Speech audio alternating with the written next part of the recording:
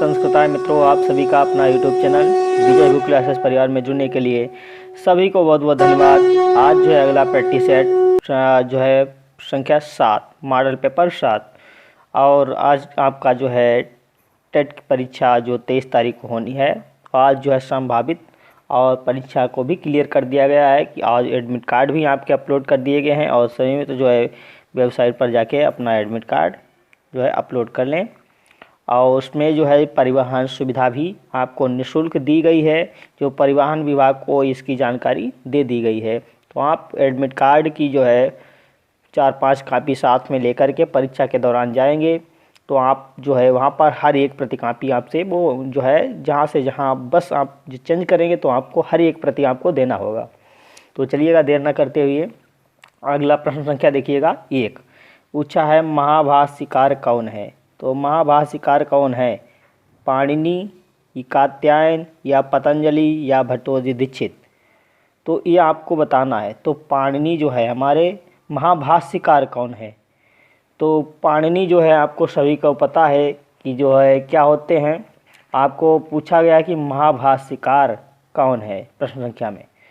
तो जो अष्टाध्यायी की जो क्या है वो महर्षि पाणिनि की रचना है। तो पाणिनि को जो है क्या कहा गया है? सूत्रकार कहा गया है।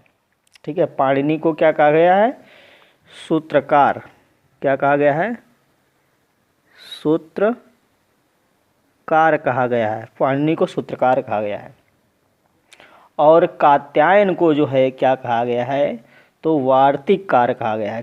कात्यायन को जो है क्या कहा गया है? तो इसको क्या कहा गया है? देखिएगा, वार्तिक। कात्यायन को वार्तिककार कहा गया है। ठीक है, कात्यायन को वार्तिककार कहा गया है। और पतंजलि जो हैं वो महाभाष्यकार हैं। तो ऑप्शन सी विकल्प हमारा सही हो जाएगा। ठीक है, ऑप्शन जो है। और भट्टोजी दीक्षित ये क्या है? वृत्तिकार हैं। ये क्या है हमारे? वृत्तिकार। ठीक है, ये हमारे वृत्तिकार हैं। तो ऑप्शन जो है सी विकल्प सही हो जाएगा। महाभाष्यकार कौन है? तो पतंजलि है हमारे। तो प्रश्न संख्या 1 का हमारा सी विकल्प सही हो गया। अगला प्रश्न संख्या 2 पूछा गया है कि ऋट लकार का प्रयोग होता है तो किस में होता है? वर्तमान काल या भविष्य काल या भूतकाल या आज्ञार्थक काल में? तो वर्तमान काल। ठीक है, तो लट लकार का प्रयोग होता है, मतलब लिट लकार। लट लकार नहीं है, लिट लकार। वर्तमान काल में लिट लकार का प्रयोग होता है और लिट लकार का जो होता है प्रयोग हमारा भविष्य काल में होता है। तो 2 का बी विकल्प हमारा ऑप्शन सही होगा, बी विकल्प। ठीक है, इसका जो है लिट लकार का प्रयोग भविष्य काल में होता है। अगला प्रश्न संख्या 3 चर प्रत्याहार के अंतर्गत वर्ण नहीं आता है। तो चर प्रत्याहार के अंतर्गत कौन सा वर्ण नहीं आता है? तो ऑप्शन ए ऑप्शन टा, सी ऑप्शन सा और सी ऑप्शन का और डी ऑप्शन में हा। तो चर प्रत्याहार के अंतर्गत कौन सा वर्ण नहीं आता है पूछा है। तो ऑप्शन 3 का जो है डी ऑप्शन सही होगा। ये हमारा डी ऑप्शन सही होगा। ठीक है, तो विकल्प हमारा डी ऑप्शन सही हो गया। अगला है ए का उच्चारण स्थान लिखिए। तो कंठ तालु ए ऑप्शन में, बी ऑप्शन कंठोष्ठ, सी ऑप्शन दंतोष्ठ और डी ऑप्शन में तालु। तो ए दैतो कंठोष्ठ। तो जो है ए दैतो हमारा कंठोष्ठ होगा। प्रश्न संख्या मतलब कंठ तालु, ए दैतो कंठ तालु। ठीक है, क्या होगा? ए दैतो कंठ तालु। तो 4 का जो है ए विकल्प से होगा, ए दैतो कंठ तालु। तो ए विकल्प से होगा। कंठ और तालु के द्वारा ए और अय का जो उच्चारण स्थान होता है वो कंठ तालु होता है। ए विकल्प सही हो गया प्रश्न संख्या 4 का। अगला प्रश्न संख्या 5 षणवती संख्या है। तो षणवत संख्या है क्या है? 5 का उत्तर देना है। A option 86, B option 96, C option 66 और डी ऑप्शन 67। तो क्या होगा? षणवती संख्या है। प्रश्न संख्या 5 का उत्तर दीजिएगा। तो 5 का जो है हमारा बी ऑप्शन सही होगा। षणवत जो होता है वो 96 होता है। अगला प्रश्न संख्या 6 पूछा गया है क्या? नदी शब्द का पंचमी एक वचन। तो नदे होगा या नद्दे होगा या नदा होगा या नद्याह होगा या नद्याम होगा। तो नदी शब्द का पंचमी एक वचन रूप पूछा गया। प्रश्न संख्या 6 का उत्तर दीजिएगा। तो जो है नदी शब्द का पंचमी जो होता है एक वचन, पंचमी एक वचन में नद्याः बनता है। तो जो है प्रश्न संख्या 6 का हमारा सी विकल्प सही होगा, नद्याः बनता है, सी ऑप्शन सही होगा। अगला प्रश्न संख्या 7 पूछा गया है, नंदिनी कहाँ आसीत्। ये जो है रघुवंशम महाकाव्य से प्रश्न लिया गया है। तो नंदिनी कहाँ आसीत्, महिषी या कामधेनु पुत्री या पशु या देवी। तो बताना है नंदिनी कहाँ आसीत्, तो 7 का उत्तर दीजिएगा। तो नंदिनी जो है कामधेनु की पुत्री है, तो कामधेनो पुत्री, तो हमारा बी ऑप्शन 7 का सही होगा। अगला प्रश्न संख्या 8 में पूछा गया है, क्या दिखेगा, को अन्यो हुतबहाद दुग्धम प्रभवति, यह कथन किस ग्रंथ का है, मतलब किसका है यह कथन किसका है। को अन्यो हुतबहाद दग्धुम प्रभवति, यह कथन किसका है, प्रियंवदा का या अनुसुईया का या गौतमी का या कंडु का। तो प्रश्न संख्या 8 का उत्तर दीजिएगा। को अन्यो हुतबहाद दग्धुम प्रभवति, यह कथन किसका है, तो 8 का उत्तर देना है।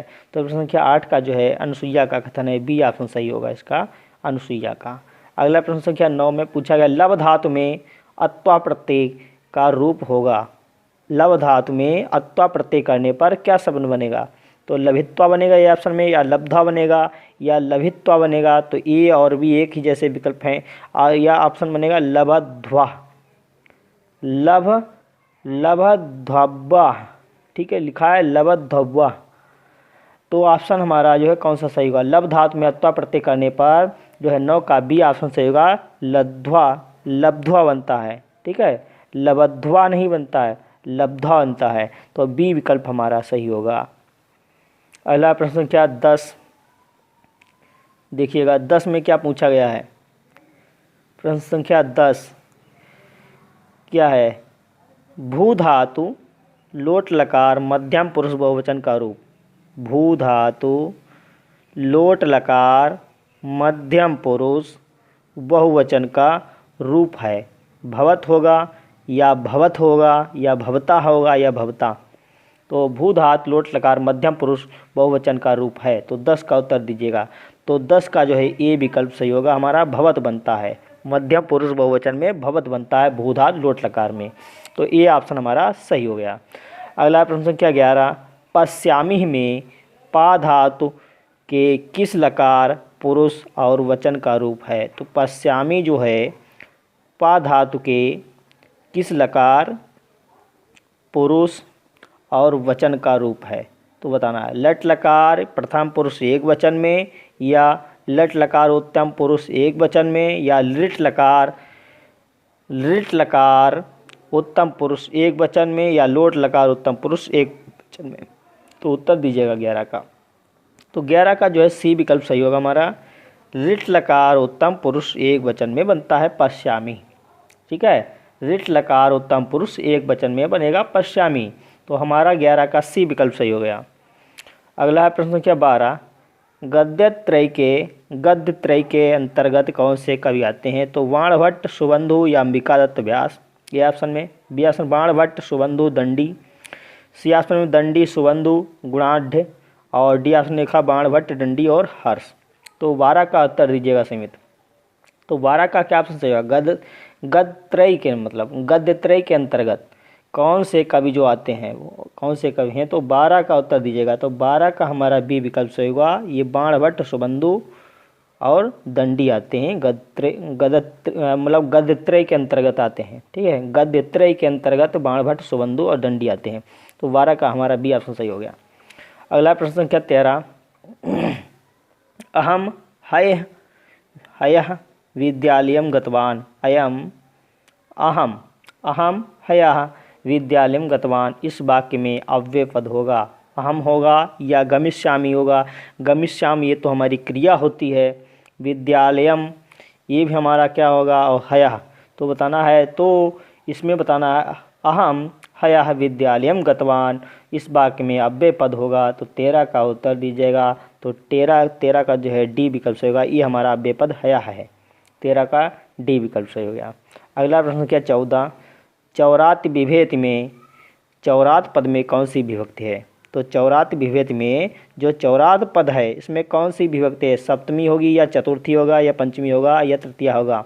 तो भिन्नार्थानाम भय हेतु चौरात विभक्ति, ये हमारा उदाहरण है भिन्नार्थानाम भय हेतु का। तो जो है इसमें कौन सा है हमारा ऑप्शन सही होगा, पंचमी विभक्ति होती है। तो 14 का जो है सी विकल्प सही होगा, चौरात में पंचमी विभक्ति है तो सी विकल्प सही होगा 14 का। अगला प्रश्न क्या 15, करण कारक में कौन सी विभक्ति होती है, द्वितीया होगी या चतुर्थी होगा या पंचमी होगा या तृतीया होगा। तो आपको बताना है 15 का उत्तर दीजिएगा। तो करण कारक में जो होती है हमारी वो तृतीया विभक्ति होती है, तो डी विकल्प 15 का सही हो गया। अगला प्रश्न संख्या 16, पीतम अम्बरम यश सहाया समास है, पीताम्बरम का या पीताम्बरः बी ऑप्शन में, और सी ऑप्शन लिखा है पीलाम्बरः और डी ऑप्शन पीला वस्त्र।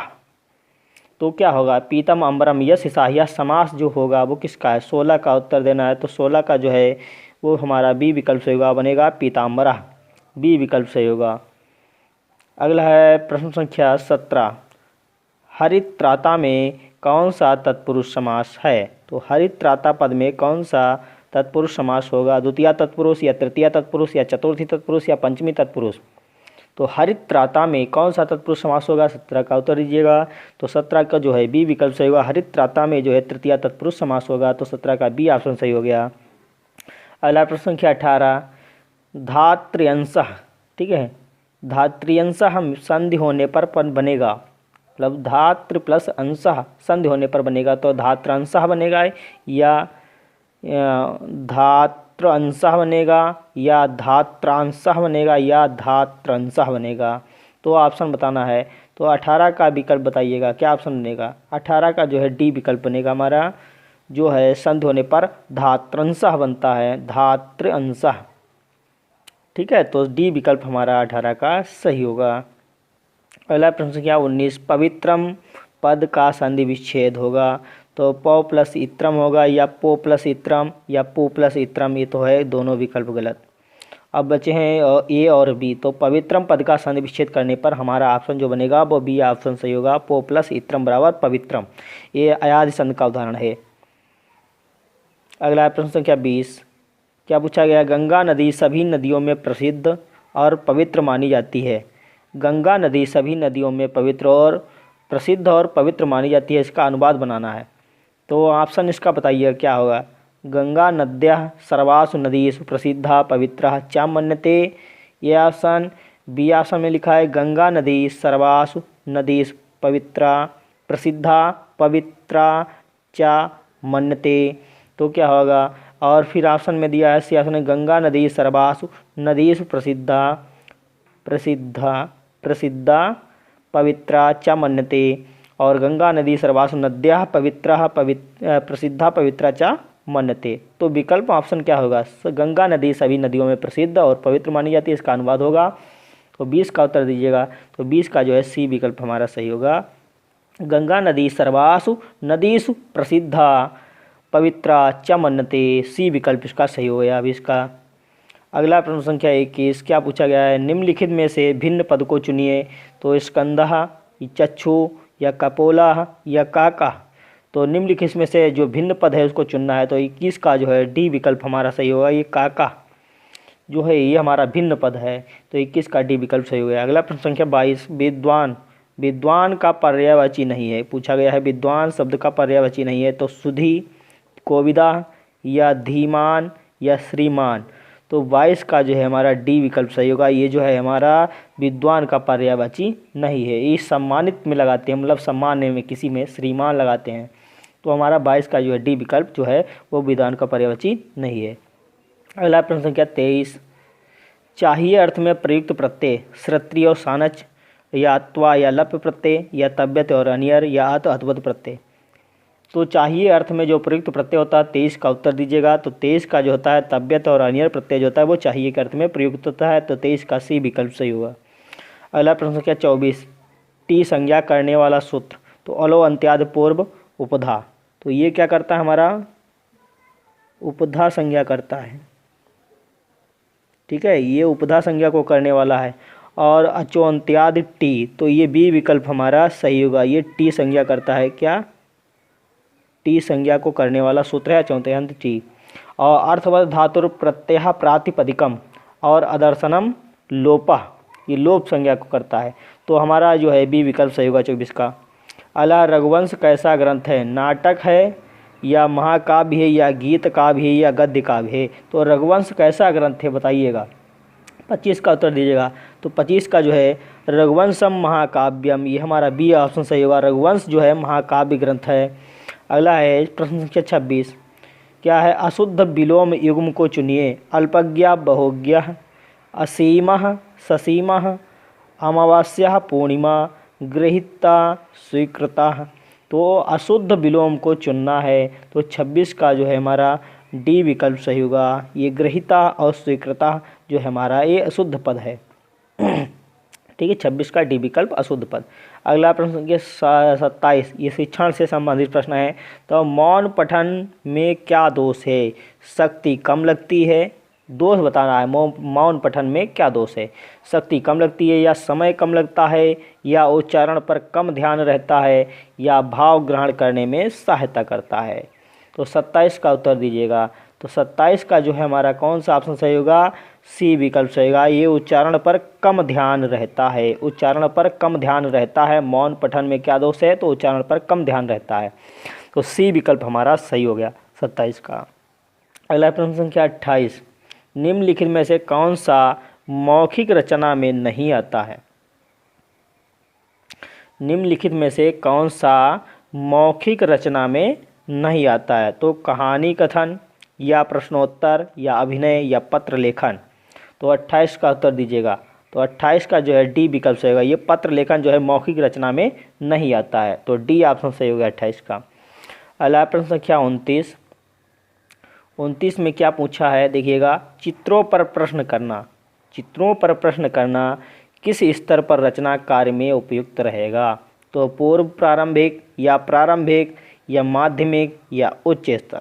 तो चित्रों पर प्रश्न करना किस स्तर पर रचना कार्य में उपयुक्त रहेगा? तो 29 का जो है हमारा जो होता है ए विकल्प रहेगा। ये पूर्व प्रारंभिक कक्षा में जो होता है चित्रों के माध्यम से उसको रचना का कार्य सिखाया जाता है। जैसे किसी भी कार्य को हम मतलब चित्र को दिखा, जैसे कबूतर का चिन्ह जो है चित्र दिखा करके उसको बताते हैं कासे कबूतर, तो उसी को जो है चित्रों के माध्यम से हम पूर्व प्रारंभिक कक्षाओं में सिखाते हैं। तो ये विकल्प सही हो गया हमारा। अगला प्रश्न संख्या 30, ये आज का 28 पर जो है लास्ट प्रश्न है। प्रश्न संख्या 30 लास्ट प्रश्न। तो व्याकरण पद्धति को निम्नलिखित में से और किस नाम से जाना जाता है? तो व्याकरण पद्धति को और किस नाम से जाना जाता है? पाणिनि पद्धति या पाठशाला पद्धति या हार्वर्टी पद्धति या सामान्यीकरण? तो व्याकरण पद्धति को निम्नलिखित में से और किस नाम से जाना जाता है? 30 का उत्तर दीजिएगा समित। तो 30 का जो है वी विकल्प सही होगा इसका, पाठशाला विधि, पाठशाला पद्धति। व्याकरण पद्धति को निम्नलिखित में से किस और नाम से जाना जाता है? तो पाठशाला पद्धति के नाम से जाना जाता है। तो 30 का हमारा बी विकल्प सही हो गया। तो सभी मित्रों को बहुत बहुत धन्यवाद हमारे साथ बने रहने के लिए। तो आपको वीडियो अच्छा लगे तो लाइक और शेयर अवश्य करें। और जो मित्र हमारे साथ जुड़ते हैं वो आप जो नए मित्र जुड़ें उनको जो है चैनल सब्सक्राइब करें और बेल आइकन को प्रेस करें ताकि हमारी वीडियो आप सभी तक पहुंच सकें। और जो मित्र हमारा जो वीडियो देखते हैं उसको लाइक अवश्य क्या करें, इससे हमारा मनोबल बढ़ता है। वैसे हम अब जो है वीडियो देने का मन नहीं करता है, जो संख्या कम देख करके ऐसा लगता है कि वीडियो हम आपके समझ ना दें, लेकिन हम जो है कुछ प्रयास में लगे रहते हैं कि आप लोगों का भला हो और अच्छा कर सकें। तो आपके सहयोग में हम लगातार लगे रहे हैं और लगे रहते हैं। तो आपको जो है बहुत बहुत धन्यवाद। सभी को नमः संस्कृताय, शुभ संध्या, शुभ रात्रि।